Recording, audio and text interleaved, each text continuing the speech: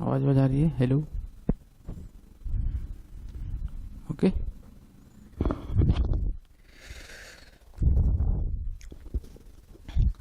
Hello दोस्तों, नमस्कार, good morning, Radhe Radhe. आइए एक और नए सेशन के साथ, एक नए टॉपिक के साथ और कुछ इम्पोर्टेंट टॉपिक के साथ हम आपके साथ जुड़ रहे हैं, जिसमें हम लोग आज केवल 2 टॉपिक सीखने वाले हैं। क्या? अभी पिछले क्लास में हम लोगों ने क्या सीखा था? पिछले क्लास में हम लोगों ने भाई कैपिटल मार्केट के कुछ स्टॉक एक्सचेंज के बारे में सीखा था, जिसमें हम लोगों ने बीएससी और एनएससी को देखा था। आज हम देखने वाले हैं, क्या देखने वाले भाई? OTCEI और सेबी। आज इन दोनों पे चर्चा होने वाला है, चर्चा और परिचर्चा। लंबे टॉपिक है, लेकिन हम लंबे टॉपिक पर चर्चा नहीं करेंगे। क्यों सर? इसलिए क्योंकि यहां से लंबे टॉपिक पे चर्चा करने से कोई फायदा है नहीं। क्यों? क्योंकि क्वेश्चन बस उसके जो फैक्ट हैं वहां से आते हैं। बस क्वेश्चन कहां से पूछ सकता है इसमें? OTCEI में। इसका फाउंडेशन कब हुआ था और इसका मुख्यालय कहां पर है, इसके कार्य क्या है, इसके फंक्शन क्या है, बस यहां से क्वेश्चन पूछेगा। सेबी से भी सेम पूछेगा। सेबी बार बार जब हम लोग पढ़ रहे थे पिछली क्लास में, सेबी के गाइडलाइन, सेबी के गाइडलाइन, लो आ गया सेबी। लेकिन गाइडलाइन हमको नहीं पढ़ना है। गाइडलाइन कहां पढ़ना है? जिस टॉपिक पर सेबी के गाइडलाइन आएंगे उस टॉपिक में लिखा होगा कि कौन सा गाइडलाइन किसके लिए है, तो वहां पर उसको पढ़ेंगे। बस हम सेबी का फाउंडेशन कैसे हुआ, इसके वर्तमान अध्यक्ष कौन है और वो जो अध्यक्ष हैं उनका कार्य क्या है, सेबी का कार्य क्या है, बस ये आज हम पढ़ने वाले हैं। ठीक है, चलिए स्टार्ट करते हैं। क्या? पहला OTCEI क्या होता है? Over the counter exchange board of India. इसका फुल फॉर्म क्या है? Over the counter exchange board of India. क्या होता है ये? यह भाई 1992 में, नवंबर 1992 में इसका गठन हुआ। इसका मुख्यालय मुंबई में। एक बेसिक बात है भाई, सबका मुख्यालय मुंबई में है, तो इसका भी मुख्यालय कहां होगा? मुंबई में होगा। क्यों? क्योंकि हम क्या पढ़ रहे हैं? कैपिटल मार्केट पढ़ रहे हैं। तो कैपिटल मार्केट में जितने भी अभी स्टॉक एक्सचेंज हमने पढ़े हैं, बीएससी, एनएससी और ये OTCEI, सबके मुख्यालय कहां पर है? मुंबई में है। अच्छा जी, हाँ भाई, मुंबई में है। अब क्या होता है? ये जो OTCEI है, ये भारत का पहला कंप्यूटराइज्ड स्टॉक एक्सचेंज था। अच्छा, पहला था, तो इसका मतलब जब ये कंप्यूटराइज पहला था, इसका मतलब ये था कि बीएससी एनएससी में जो काम हुए करते थे पहले से, या फिर जो स्टॉक एक्सचेंजेस थे, क्या उसमें ऑनलाइन काम नहीं होता था? नहीं, बिल्कुल भी नहीं। तो वहां पर ऑनलाइन का सिस्टम नहीं था। ये जो OTCEI था, यहां से कंप्यूटर का सिस्टम शुरू हुआ और यहां से पहली बार भारत में ऑनलाइन प्रतिभूतियों का क्रय विक्रय आरंभ हुआ। बात समझ में आई? और मजे की बात क्या भाई? मजे की बात ये ना, इसका कोई भी संवेदिक सूचकांक नहीं है। जैसे बीएससी में सेंसेक्स और एनएससी में निफ्टी था, लेकिन यहां पर इसका कोई भी संवैधानिक या संवेदिक सूचकांक नहीं है। मतलब यहां पर कोई ऐसा इंडेक्स नहीं है जो इसके डेटा को आपको शो करेगा, ऐसा कुछ भी नहीं है। और सबसे बड़ी बात यह है कि आपका जो ये over the counter exchange board of India है ना, यहाँ पर पारदर्शिता के मामले में बहुत ही जबरदस्त है कि यहाँ पर 100% पारदर्शिता पाई जाती है। ऐसा क्यों? क्योंकि यहाँ पर जितने भी ट्रांजैक्शन होते हैं, सबका निवेशकों के सामने ही लेन देन या ट्रांजैक्शन होते हैं।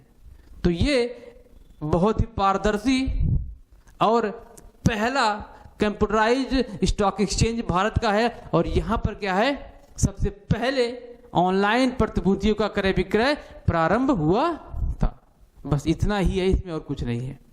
ठीक है, तो हम क्या करें? एक एक करके लिख लें। हाँ सर, लिख लेते हैं। एक चीज भाई, OTCEI में सबसे बड़ी बात क्या है? यहां पर कितने पैसों तक का लेन देन होता है? यहां पर 30 लाख से लेकर 25 करोड़ रुपए तक जिस कंपनी के टर्नओवर होंगे, पूंजी होगी, वह क्या करेगा? इस कंपनी में, इस स्टॉक एक्सचेंज में अपना काम करेगा। अदरवाइज वो बीएससी एनएससी का काम है। तो मतलब कह सकते हैं ये स्मॉल और मीडियम जो इंडस्ट्रीज हैं बिजनेस हैं वो यहाँ पर अपना काम करते मतलब प्रतिभूतियों का क्रय विक्रय करते हैं। बात समझ में आई? तो आइए लिखते हैं एक एक टॉपिक पर। क्या लिखना है भाई? हम OTCI पढ़ रहे हैं तो OTCI का हम लिख लेते हैं क्या, इसका फुल फॉर्म क्या है? Over the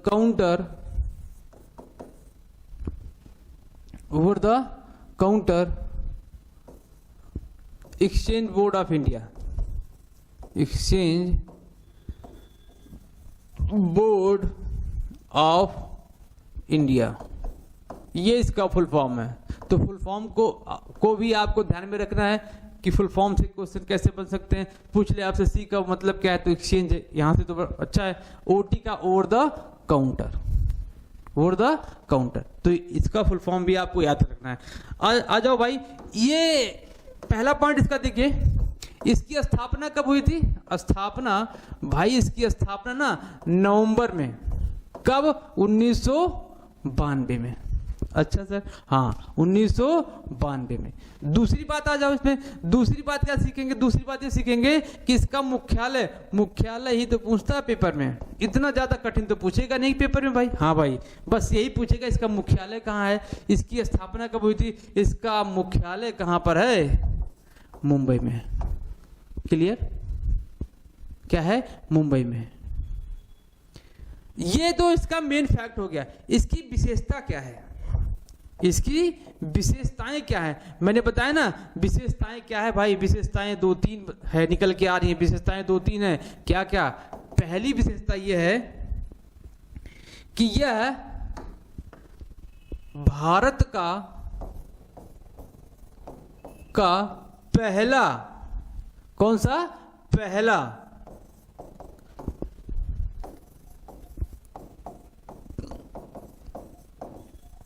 computerised stock exchange है। बात समझ आई? पहला स्टॉक एक्सचेंज है, वो भी पहला भारत का। कंप्यूटराइज किसकी बात कर रहा है? ये कंप्यूटराइज बात कर रहा है। दूसरा विशेषता क्या है? पहली बार भारत में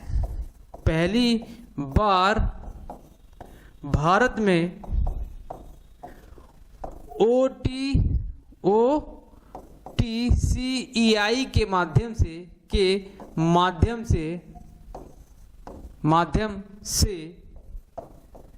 क्या हुआ था भाई? अभी मैंने जस्ट बताया, ऑनलाइन, इसको मैं दूसरे पेन से लिख देता हूं, ऑनलाइन प्रतिभूतियों का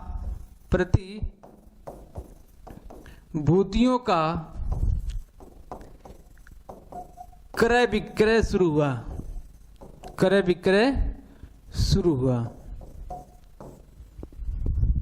तो 2 पॉइंट मिला। पहला, ये भारत का पहला कंप्यूटराइज स्टॉक एक्सचेंज है। दूसरा, पहली बार भारत में प्रतिभूतियों का क्रय विक्रय इसके माध्यम से शुरू हुआ। तीसरा देख लो भाई, आ जाओ तीसरा भी देख लें। हाँ सर, तीसरा क्या कहता है? तीसरा कहता है कि यहां पर 30 लाख रुपए से कहां तक? 25 करोड़ रुपए तक, 25 करोड़ तक के जो नेटवर्थ रखता होगा वो अपने प्रतिभूतियों का क्रय इस स्टॉक एक्सचेंज में करता है। बात समझ में आई? आ जाओ चौथा देख ले। हाँ सर, चौथा देख लो भाई, क्या है? चौथा कह रहा है कि इसका कोई संवेदिक सूचकांक नहीं होता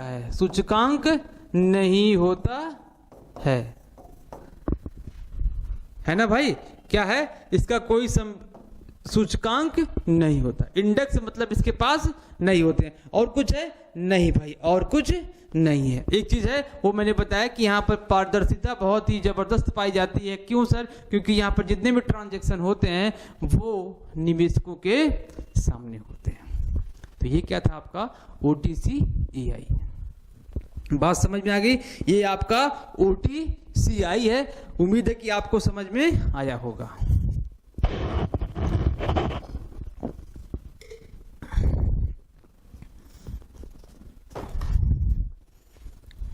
आगे चलें? जी सर आगे चलिए। आ जाओ भाई, दूसरा देखते हैं। अब हम चलते हैं सेबी के पास। कहां पर? सेबी के पास। Security exchange board of India. Security exchange board of India. भाई क्या हुआ, जितने भी प्रतिभूतियों के लेन देन होते थे उसमें समस्या होती थी। समस्या कैसी? कि वहां पर कोई नियम कानून नहीं होते थे। इसीलिए भारत सरकार ने सेबी का गठन किया कि जितने भी कैपिटल मार्केट होंगे, प्रतिभूतियों से संबंधित जितने भी मार्केट होंगे, उसके नियमन और नियंत्रण का कार्य कौन देखेगा? भाई साहब देखेंगे, सेबी भैया देखेंगे। सेबी का गठन 12 अप्रैल 1988 में हुआ था, लेकिन उस समय क्या हुआ, ये अपने कार्य को सही रूप से ना कर पाने की वजह से विफल हो गया। क्या हो गया? विफल हो गया। 2, 3, 4 साल काम किया, लेकिन इसका कार्य सही रूप से नहीं हो पाया और ये विफल हो गया। लेकिन 1992 में इसको पुनः वैधानिक दर्जा देकर भारत सरकार ने इसको फिर से कुछ पावर और कुछ अधिकार दिए।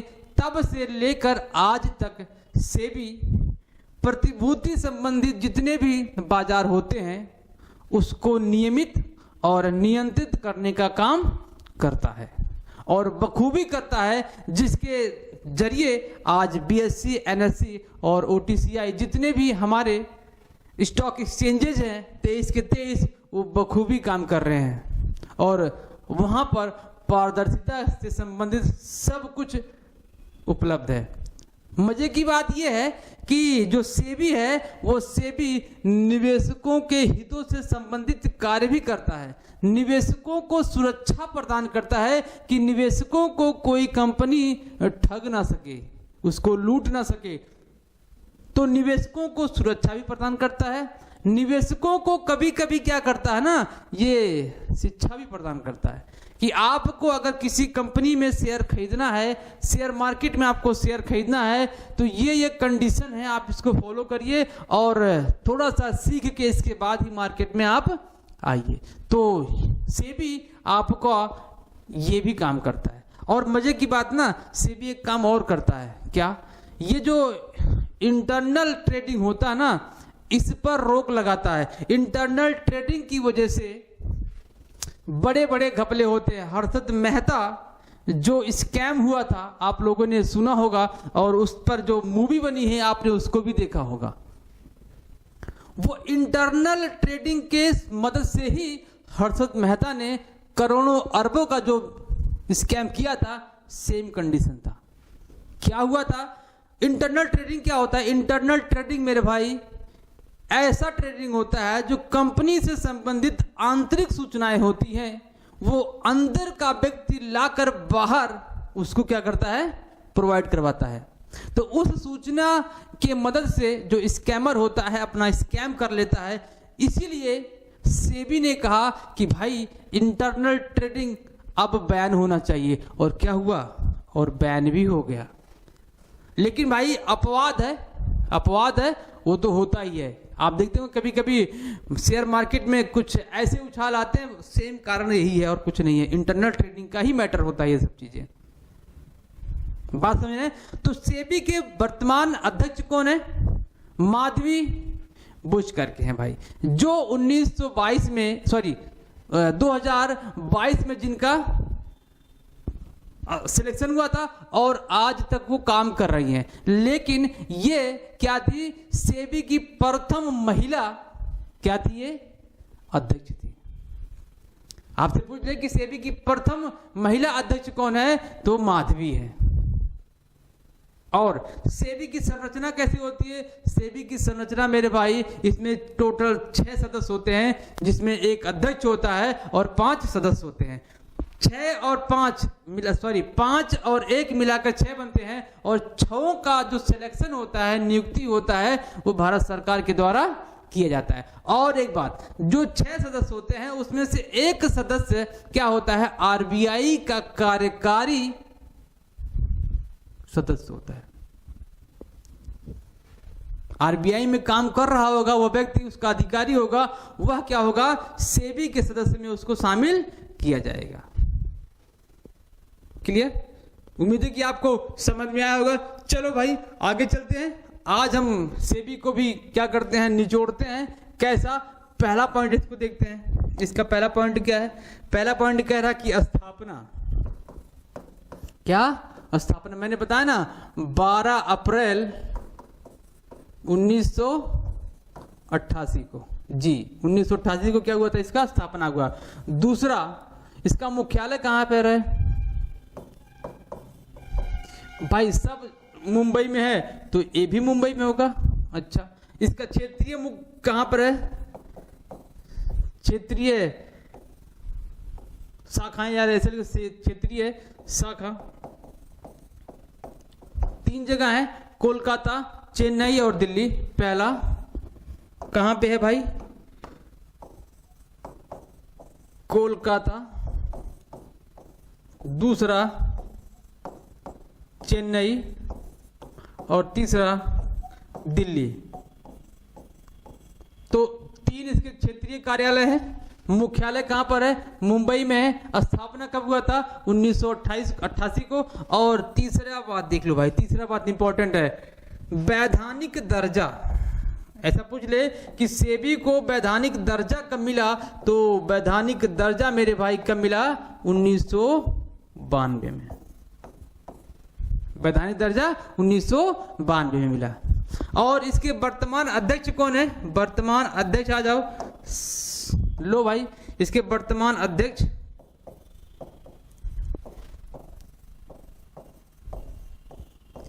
माधवी पुरी बुच करके हैं। और इसको नोट डाउन कर लीजिएगा कि ये पहली सेबी की महिला अध्यक्ष हैं, माधवी पुरी बुच। और कब आई थी ये? 2022 में। अच्छा भाई, ये हो गया? हाँ भाई हो गया। और माधवी पुरी बुच जानते हो क्या था? जब इन्होंने ज्वाइनिंग किया तो सबसे पहले हमला किस पे बोला पता है? सबसे पहले हमला इन्होंने बोला सहारा पर। सहारा को क्या किया? वहीं पर बंद कराया। जो आपके अड़ोसी पड़ोसी, आप खुद या आपके जानने वालों ने सहारा में पैसा लगाया था, तो यही मैडम है जिन्होंने क्या किया था? सहारा को बंद किया था, आपका पैसा डूबा था। ठीक है, 5वां आ जाओ। तो ये फैक्ट हो गए। क्या हो गए? फैक्ट हो गए जो आपको याद करने हैं, बिल्कुल याद करना है। कब? 12 अप्रैल 88 को। मुख्यालय मुंबई, क्षेत्रीय शाखा या कार्यालय कहां पर? कोलकाता, चेन्नई और दिल्ली। वर्तमान अध्यक्ष माधवीपुरी बुच 2022 में हुआ था। ये बात समझ में आ गया? हाँ सर समझ में आ गया। और इसका देखो, एक और देख लो, सेबी क्या? सेबी एक गैर संवैधानिक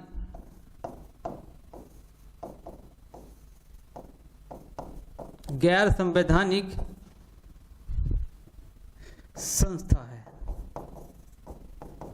सर समझ में नहीं आया। गैर संवैधानिक, जिसका कोई संविधान में उल्लेख ना हो, जिसके लिए कोई एक्ट ना बनाया हो, वो क्या है? गैर संवैधानिक। जिसका किसी भी अनुच्छेद में संविधान के कहीं इसका उल्लेख ना किया गया हो, वो क्या है? गैर संवैधानिक है।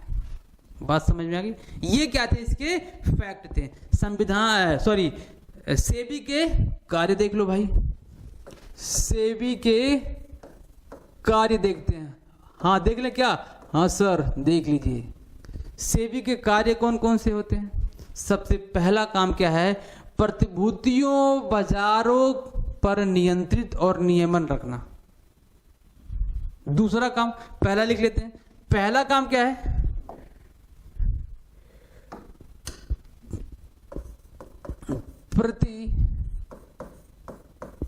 प्रतिभूतियों के बाजारों पर बाजारों का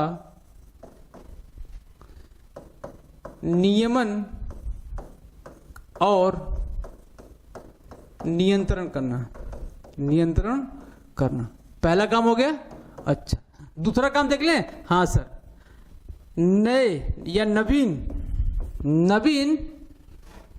स्टॉक एक्सचेंजों को क्या करना,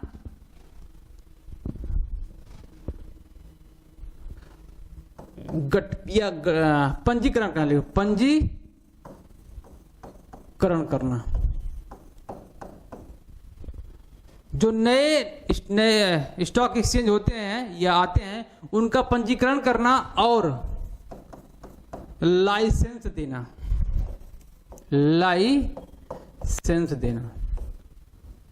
किसका काम होता है? सेबी का काम होता है। इतनी बात समझे। मोस्ट इंपॉर्टेंट, क्या आंतरिक व्यापार पर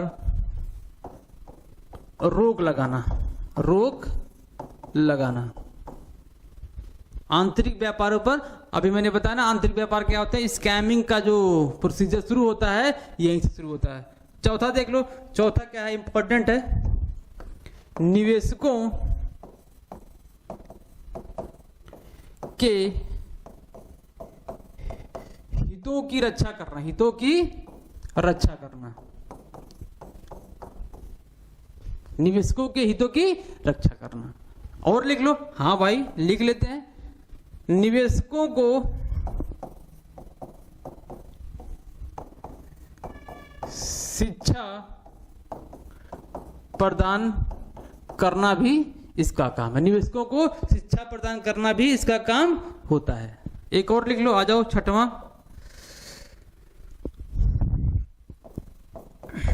प्रतिभूति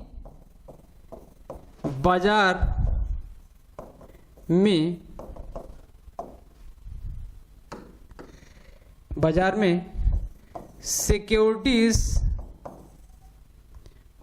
के उतार चढ़ाव पर नियंत्रण करना। बात में क्या करना? नियंत्रण करना।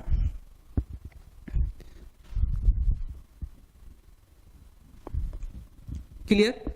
ये क्या है? सेबी के कार्य हैं।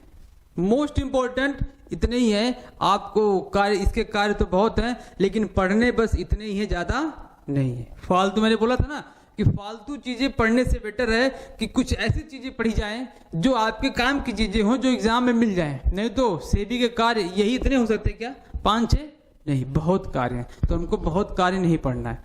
जो आपको आपके एग्जाम के लिए सुटेबल हो उसे पढ़िए, फालतू की चीजें नहीं।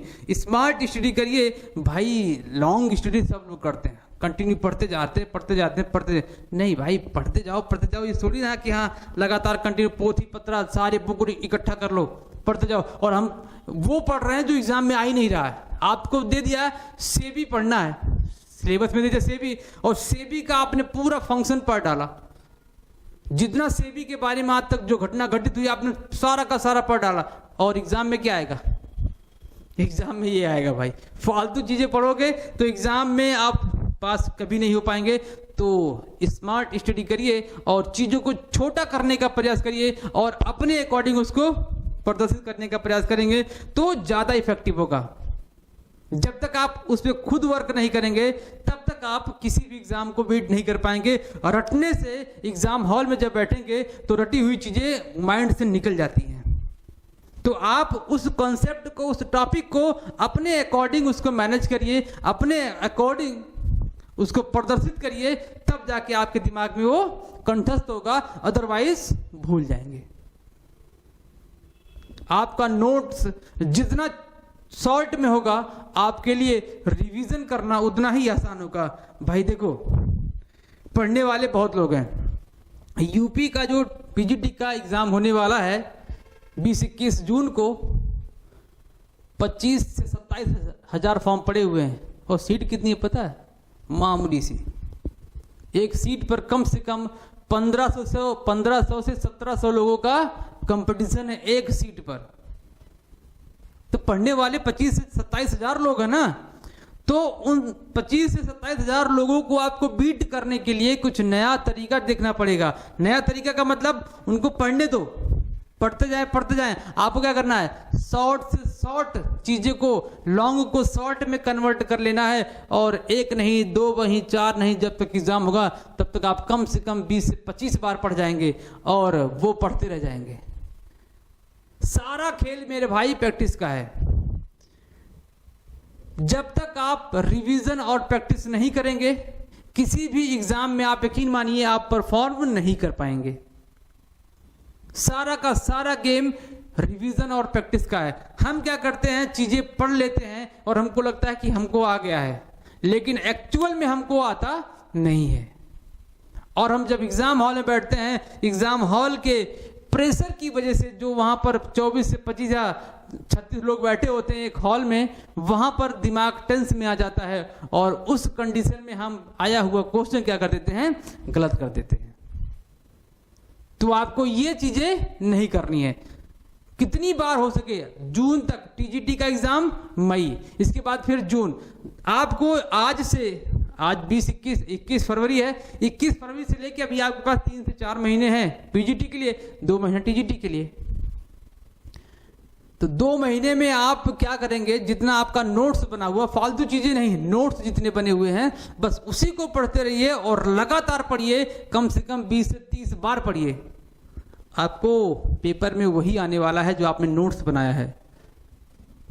ठीक है, उम्मीद है कि आपको क्लास आज अच्छा लगा होगा और चीजें आपको अच्छी लगी होंगी और ये आपके एग्जाम के पॉइंट ऑफ व्यू से वेरी इंपॉर्टेंट है और आप इसको जरूर से जरूर नोट डाउन किए होंगे। नहीं नोट डाउन किए होंगे तो एक बार और देख लेंगे, तो आपको फिर नोट डाउन करने की जरूरत भी नहीं पड़ेगी। ठीक है, मिलते हैं फिर आपसे अगले क्लास में। तब तक के लिए पढ़ते रहिएगा। वीडियो को भाई शेयर कहीं मत करिएगा, खुद अकेले पढ़िए और सिलेक्शन अपना लीजिए। वीडियो को शेयर नहीं करना है, लेकिन कमेंट बॉक्स में राधे राधे जरूर लिखना है। ठीक है, मिलते हैं आपसे अगले क्लास में। तब तक के लिए पढ़ते रहिए।